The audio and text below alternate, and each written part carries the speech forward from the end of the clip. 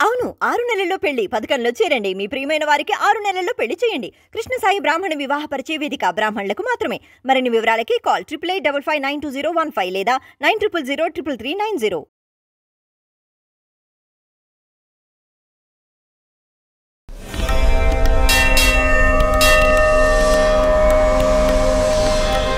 నా పేరు తోమల నాగేంద్ర, ఎనర్జీ వాస్తు ఎక్స్పర్ట్.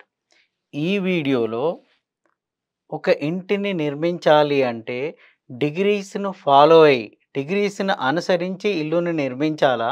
ఎలాంటి సందర్భంలో డిగ్రీస్ను అనుసరించాలి?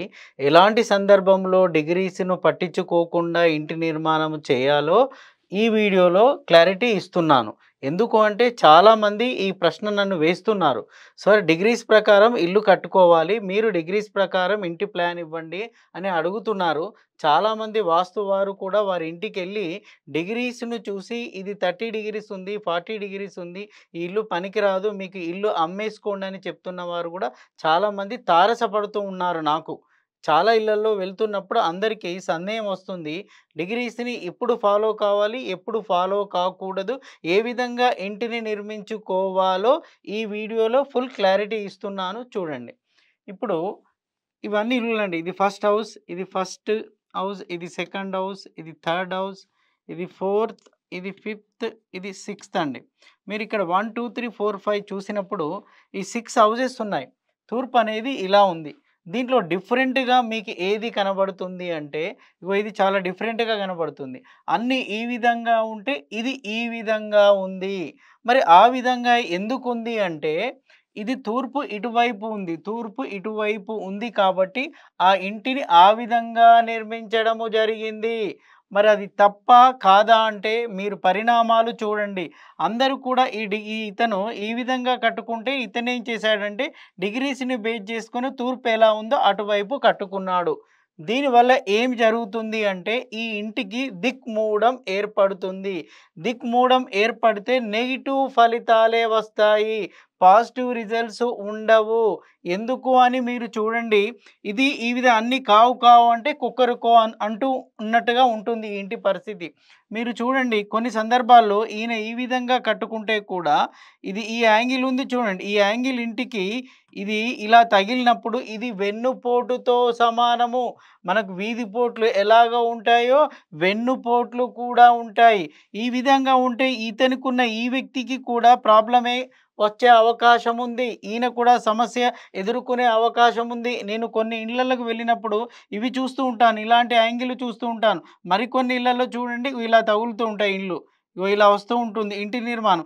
ఇక్కడ యాంగిల్ తగులుతూ ఉంటుంది. ఇది కూడా వెన్నుపోటే. అంటే ఈ ఒక్క ఇంటి వ్యక్తి తను బాగా తెలివిపరుడుగా ప్రవర్తించి ఏం చేస్తారు అంటే వాస్తు ప్రకారము డిగ్రీస్ ప్రకారము ప్లాన్ తీసుకొని ఆయన డిగ్రీస్ ప్రకారము కట్టుకున్నానండి, తూర్పు ఇలా ఉంది, ఇలా కట్టుకున్నానని చెప్తూ ఉంటారు. దానివల్ల ప్రమాదమే వస్తుంది. తనకే కాదు తనకున్న చుట్టుప్రక్కల వారికి కూడా సమస్య ఏర్పడే అవకాశం ఉంటుంది. ఇది నేను అనుభవంతో చెప్తున్నాను. నాకు దగ్గర మిత్రుడు ఉన్నాడండి. అతను ఒక 10 ఇయర్స్ క్రితము ఒక ఇల్లు కొన్నాడు. అది ఓల్డ్ హౌస్. కొన్నప్పుడు నేను చూసి చెప్పాను దానికి దిక్కుమూఢం ఉంది అని. అంటే ఆ ఇంటి ఓనర్ చనిపోయాడు. ఆ ఇంటి ఓనర్ తర్వాత ఇంటి పెద్ద కుమారుడు కూడా చనిపోతే అతను తక్కువ అమౌంట్‌కి ఇల్లు అమ్మాడు. అంటే తక్కువ అమౌంట్‌లో ఇల్లు వస్తుంది కదా అనే ఉద్దేశంతోటి వాస్తు లేదు, గీస్తూ లేదు అని చెప్పి ఆ ఇల్లు కొనడం జరిగింది. ఆ ఇల్లు కొన్నప్పుడే చెప్పాను, ఈ ఇంటికి దిక్కుమూఢం ఉంటుంది అంటే నీ పని ఇదే, అన్నీ ఇవే చెప్తూ ఉంటావని చెప్పాడు. సో అతను ఆ ఇంట్లోకి వెళ్ళిన తర్వాత జస్ట్ 11 మంత్స్‌కే తను గుండెపోటుతో మరణించడము జరిగింది. ఎందుకు అని చెప్పి నా ఇంట్లో ఆరా తీసినప్పుడు దిక్మూఢం ఉందని నాకు తెలుసు. కానీ వారు ఎందుకు తక్కువ రేటుతో అమ్ముతున్నారో అప్పుడు నాకు అర్థం కాలేదు. కానీ అతను చనిపోయిన తర్వాత వెళ్తే దొరికిన సమాచారం ఏంటి అంటే ఆ ఇంటి ఓనర్ చనిపోయాడు. ఇంటి కొడుకు అతని పెద్ద కొడుకు చనిపోవడంతోటి ఆ ఇల్లు అమ్మేసి వారు వెళ్ళిపోయారు. అప్పుడు ఇతను కొన్నాడు. సో ఆ సందర్భంగా నాకు తర్వాత ఇతని 1 ఇయర్ సంవత్సరీకానికి వెళ్ళినప్పుడు ఆ ఇంట్లో కిరాయికి ఉన్నటువంటి వ్యక్తి కూడా చనిపోవడం జరిగింది. సో ఇలాంటి మరణాలను నేను చాలా దగ్గర నుంచి చూశాను. సో మరణాలే కాదు బాగా నెగెటివ్స్ కూడా జరిగే అవకాశం ఉంటుంది. కావున మీరు ఏమి చేయాలి అంటే మీ రోడ్ ఈ విధంగా ఉన్నప్పుడు ఈ విధంగానే ఫాలో కావాలి. ఇలానే ఫాలో కండి. అందరు ఇలా ఉన్నారు, మీరు కూడా ఇలానే నిర్మాణం చేసుకోండి. అంతేకాని అందరు ఇలా ఉంటే మనం ఇలా వెళ్ళిపోదాం అనుకుంటే మనం అనుకున్న స్థితి మారుతుంది. మనము ఎప్పుడైతే ఇది తిప్పేస్తామో మన జీవన విధానం కూడా తిరగబడుతుంది, తిరోగమనం చెందుతుంది, పాజిటివ్‌గా ఉండదు. అది దయచేసి గుర్తుపెట్టుకోండి. డిగ్రీస్‌లో చూసుకోవడం చాలా చాలా మంచిదే. కానీ ఇలాంటి సందర్భంలో రోడ్ ఎలా ఉందో చూసుకోవాలి, పక్కవారు ఎలా నిర్మించుకున్నారో చూసుకోవాలి. దాన్ని బేస్ చేసుకొని మాత్రమే మీరు ఇంటి నిర్మాణము చేయాలి. సార్ మరి తూర్పుకు కరెక్ట్‌గా మనం కట్టాలి అంటే ఏమి చేయాలి అంటే మీరు చూడండి, మీరు ఎప్పుడైతే టెంపుల్స్‌కి వెళ్తారో టెంపుల్స్ ఎలా ఉంటాయి అంటే ఇక్కడ టెంపుల్ ఇలా ఉంటుందండి. ఇక్కడ నార్త్ 0 డిగ్రీస్‌లో ఉంటుంది. నార్త్ 0 డిగ్రీస్‌లో ఉంటుంది. ఇది ఈస్ట్ అనేది 90 డిగ్రీస్‌లో ఉంటుంది టెంపుల్. అప్పుడు టెంపుల్ ఏం చేస్తారు, ఈస్ట్ ఎలా ఉంటే అలా తిప్పి కడతారు వాళ్ళు. తూర్పుకు అనుకూలంగా తిప్పడము, నార్త్ 0లో తిప్పి కడుతూ ఉంటారు. సో అలాంటి అవకాశం ఉన్నప్పుడు మీరు అలా అన్నీ ఆ విధంగానే కట్టుకుంటూ పోవాలి. అది విధానం అన్నట్టు. అప్పుడు ఏమవుతుంది అంటే దీన్ని బేస్ చేసుకొని అన్నీ కట్టినప్పుడు సమస్య రాదు. మరి దీనికి పెట్టేటి కూడా ద్వారాలు తూర్పు మధ్య ద్వారాలు ఇక్కడ పెట్టుకోవచ్చండి. తర్వాత ఇక్కడ పెట్టుకోవచ్చు, ఇక్కడ పెట్టుకోవచ్చు, ఇక్కడ పెట్టుకోవచ్చు. ఎందుకు అలా పెట్టుకోవచ్చు అంటే మధ్య ద్వారాలు ఇక్కడ సెట్ అవుతాయి. టెంపుల్స్‌లో చూడండి చాలామంది నన్ను ప్రశ్న వేస్తూ ఉంటారు. ఏమని ప్రశ్న వేస్తూ ఉంటారంటే, సార్ ఈ మధ్య కాలంలో మధ్య ద్వారాలు శ్రేష్టమైనవని చెప్తూ ఉన్నారు సార్, మూల ద్వారాలు పెట్టకూడదట కదా అని చెప్పి నన్ను చాలామంది ప్రశ్న వేస్తూ ఉన్నారు. వారికి క్లారిటీ ఇస్తున్నాను చూడండి. టెంపుల్స్ ఇప్పుడున్న టెంపుల్స్ కూడా నార్త్ 0 డిగ్రీస్‌లో, ఈస్ట్ 90లో ఉండే విధంగానే నిర్మాణాలు చేస్తూ ఉన్నారు. సో అలాంటి వాటికి తప్పకుండా మధ్య ద్వారాలు పెట్టడంలో తప్పు లేదు. నార్త్ 0లో ఉండాలి. తర్వాత ఈస్ట్ 90లో ఉన్నప్పుడు ఇది కరెక్ట్‌గా ఉంటుంది. టెంపుల్స్‌ని ఇప్పటికే ఆ విధంగానే నిర్మిస్తున్నారు. మరి ఇంటి పరిస్థితిలోకి వచ్చినప్పుడు ఎలాంటి ప్రభావం ఉంటుందో సో నేను ఇక్కడ డ్రాయింగ్ వేసి చూపిస్తున్నాను చూడండి.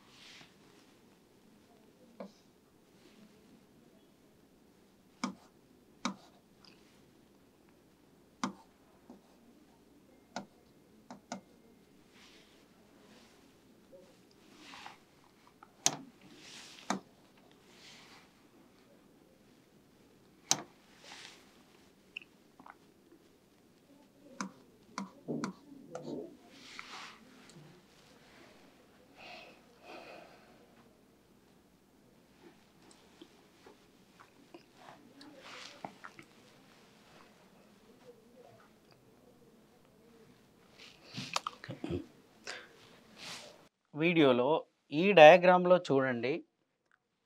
మధ్య ద్వారాలు, ఇంటికి మధ్య ద్వారాలు ముఖ్యమా, మూల ద్వారాలు ముఖ్యమా అనే ప్రశ్న ఇప్పుడు సమాజంలో అందరూ ఆలోచిస్తున్నారు. మార్పులు చేసుకుంటున్నారు. మూల ద్వారాలను తిరిగి మధ్య ద్వారంగా పెడుతూ ఉన్నారు.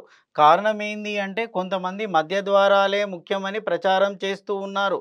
దానికి అనుకూలంగా పూర్వకాలంలో ఏ విధంగా ఉండేవో కూడా చూపిస్తున్నారు. పూర్వకాలంలో ఒక 40, 50 ఇయర్స్ క్రితం ఉన్న ఓల్డ్ హౌజులు అన్నీ కూడా వాస్తవానికి మధ్య ద్వారాలుగానే ఉన్నాయి. ఇక్కడ మధ్య ద్వారాలుగానే ఉన్నాయి. మరి ఇప్పుడెందుకు మధ్య ద్వారాలను పెట్టడం లేదండి? ఈ ఈశాన్య ద్వారాలు, దక్షిణ ఆగ్నేయ ద్వారాలు మూలలకు ఎందుకు పెడుతున్నారు అని అంటే, సో మధ్య ద్వారాలు కరెక్టే, ఇక్కడ వైపు ఉన్న ఈ ద్వారము కరెక్టే. మరి ఎందుకు తేడా వచ్చింది అంటే చూడండి, పూర్వకాలంలో ఎలా ఉండేది అంటే చాలా ఎకరాల కొలది భూములు ఉండేటివి, గుంటల కొలది భూములు ఉండేటివి. కానీ ఇప్పుడు ఏమైపోయింది, వెంచర్స్ చేస్తున్నారు కదా! ఆ వెంచర్స్ డైరెక్షన్‌ను చూడకుండా వెంచర్ చేస్తున్నారండి. వెంచర్స్ ఇష్టానుసారం చేస్తూ ఉంటారు. ఇలా చేశారనుకోండి, ఇది ఏ డైరెక్షన్ అయినా చూడొచ్చు.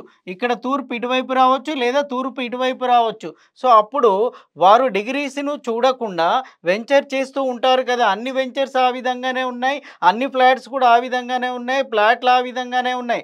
అలాంటి అప్పుడు మనము ఇక్కడ ఎగ్జాంపుల్ చూడండి. ఇక్కడ తూర్పు ఇటువైపు తిరిగి ఉంది. కానీ అతనికొచ్చినటువంటి ఈ ప్లాట్ ఉంది చూడండి. ఈ డైరెక్షన్‌లో ఉంది. ఆయనకు రోడ్ ఇలా ఉంది. ఈ డైరెక్షన్‌లో ఇది వచ్చేసింది. ఆయన అన్నీ అలాగే ఉన్నాయి కాబట్టి ఆయన కూడా ఏం చేశాడు అంటే, సో, ఈ డైరెక్షన్‌లో ప్లాట్ ఉంది. మరి అందరూ చెప్తూ ఉంటే ఆయన ఏం చేశాడు అంటే, ఈస్ట్ మిడిల్, ఇగో ఇది ఈస్ట్ మిడిల్ అండి. ఇది ఇల్లు. ఇక్కడ నేను చూపించిన డైరెక్షన్ ఏంటి అంటే, ఈస్ట్ డైరెక్షన్ ఈ విధంగా ఉంది అని చూపించాను. అంటే అది ఈశాన్యము చూస్తూ ఉంది. ఏది అంటే ఇక్కడ డైరెక్షన్‌లో. సో, ఆయన ఏం చేశాడు అంటే మిడిల్‌లో తీసుకొచ్చేసి ఇక్కడ పెట్టాడు. డోర్ మధ్య ద్వారంగా పెట్టాడు. అప్పుడు ఏమవుతుంది చూడండి, ఈ మధ్య ద్వారము తూర్పు ఆగ్నేయము ద్వారంగా ఇక్కడ పెట్టేశాడు అంటే ఇండైరెక్ట్‌గా ఇక్కడ వచ్చేసింది. దాని స్థానము ఇక్కడికి వచ్చేసింది. అంటే అది తూర్పు ఆగ్నేయము జోన్‌కు వెళ్ళిపోయింది. ఆ ఇంటికి ఆగ్నేయ దోషం ఏర్పడుతుంది. ఇప్పుడు వంటగదిలో నుంచి తూర్పు దిక్కు డోర్ ఓపెన్ చేయడము దోషంగా మారుతుంది. కావున నేను ఎవరింటికైనా ఏమని చెప్తాను అంటే, కిచెన్‌లో నుంచి బయటికి డోర్ ఇవ్వకండి. ఎందుకంటే కిచెన్ మధ్యస్థానంలో నుంచి ఆగ్నేయం వైపు తీసుకుంటాము కాబట్టి తూర్పు వైపు డోర్ ఇవ్వకండి అని చెప్తాము. దక్షిణాగ్నేయం వైపు డోర్ ఇవ్వండి. కానీ తూర్పు వైపు ఇస్తే ఆగ్నేయ దోషం ఏర్పడుతుందని చాలా ఇళ్లలో డోర్స్ క్లోజ్ చేసిన సందర్భాలు కొన్ని వందలు ఉన్నాయి. కారణము తూర్పు ఆగ్నేయ దోషం. మరి ఇలాంటి సందర్భంలో చూడండి, ఇక్కడ ఇచ్చేస్తే ఈ ఇంటికి ఇలా ఇచ్చేస్తే ఏమవుతుందండి, ఆ ఇంటికి ఆగ్నేయ దోషం ఏర్పడుతుంది. మరి ఎందరూ చూస్తారు, ఇది నార్త్ 0లో ఉందా లేకపోతే ఈస్ట్ 90లో ఉందని చూసి కట్టేవాళ్ళు ఎంతమంది? సో, వెంచర్ ఆ విధంగా ఉంటుంది, ఫ్లాటింగ్ ఆ విధంగా ఉంటుంది. సో, మనము ఇవన్నిటిని చూసి కట్టాలి అంటే కాస్త ఇబ్బందే. సో, దాంట్లో కరెక్ట్‌గా అక్యురేట్‌గా రాదు కాబట్టి మీరు ఇక్కడ ఈ మూలకు ఈశాన్యంలో ద్వారం ఇచ్చినా, ఇక్కడ ద్వారం ఇచ్చినా సమస్య రాదు. ఇక్కడ ద్వారం ఇచ్చినా సమస్య రాదు. అది చెడుగా మారదు. కావున చాలామంది ఈ పరిశోధన చేసి, వాస్తు నిపుణులు ఈ పరిశోధన చేసి ఫ్లాట్లన్నీ కూడా డిగ్రీస్‌లో చేంజ్ అవుతూ వస్తున్నాయి.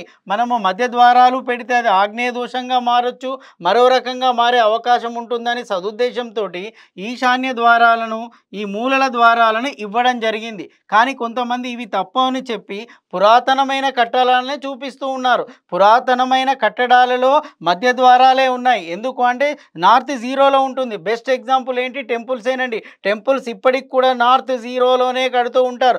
దానికి మధ్య ద్వారాలే ఉంటాయి. అలా ఉంటేనే శ్రేష్టం, కాదని చెప్పట్లేదు. కాకపోతే ఎప్పుడైతే ఈ విధంగా 20-30 డిగ్రీస్ వేరియేషన్ వచ్చిందో డైరెక్షన్లన్నీ మారిపోతూ ఉన్నాయి.